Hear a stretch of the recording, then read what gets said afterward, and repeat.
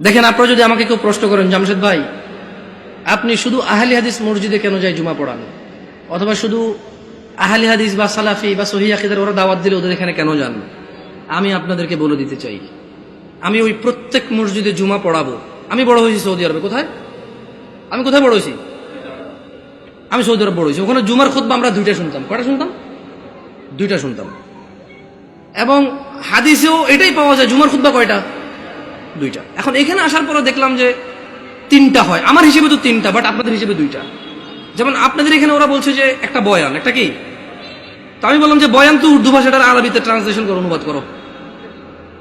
রাগ করিন না, দেখেন কথা বুঝার চেষ্টা করেন। আবারও বলতেছি, না বুঝলে অসুবিধা নাই, ভুল বুঝিয়েন না। বয়ান হলো উর্দু ভাষা, এটার আরবি কোন কি হয়? ধরেন একজন সৌদির যদি বলি যে বয়ান, বয়ান বুঝবে? এটা কুয়েতি, এটা ইরাকি, এটা ফিলিস্তিনি, এটা সুরি, এটা এটা এটা এটা ইমারাতি, এটা উম্মানি, ওদেরকে যদি বলি যে বয়ান বুঝবে? বলতে হবে কালাম আরবি, কালাম আরবি। ও বলবে যে আরবি কো, আরবি কো। আরবিতে বয়ানের আরবিটা কি? হ্যাঁ, খুতবা। আমিও তো তাই বলি, তিনটা খুতবা দেন। মানে আপনি যদি এখন আমারে বুঝান এটা লাউ এটা কদু, জামশেদ ভাই দুইটা দুইটা, আমি বলবো যে না ভাই এটা লাউ এটা কদু জিনিস একটা। আমি বলবো এটা পেন এটা কলম, এরকম না, এটাই পেন এটাই কলম। বুঝেন নাই? আমি এভাবে মানবো না। আমি হয়তো ইসলাম নিয়ে অনেক গবেষণা করতে পারিনি, হয়তো অনেক সুশিক্ষিত হতে পারি, কিন্তু ভাষা বুঝি। উর্দু ভাষা আমি বুঝি, আরবি ভাষা বুঝি, বাংলা ভাষা বুঝি।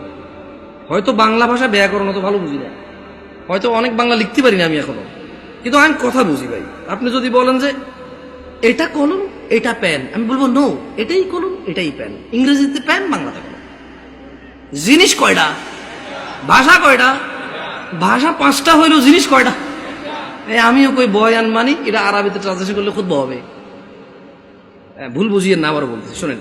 তো যদি আপনারা বলেন যে আপনাদের মসজিদে দাওয়াত দিবেন, আর যদি বলেন যে জামশেদ ভাই আপনার স্বাধীনতা আছে দুইটা খুতবা দেওয়ার, তাহলে ইনশাআল্লাহ ঠিক 12:30টায় খুতবা শুরু করব।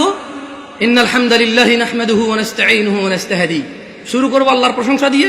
একটা আরবি আয়াত পড়ব, ওই আয়াতের অর্থ করব।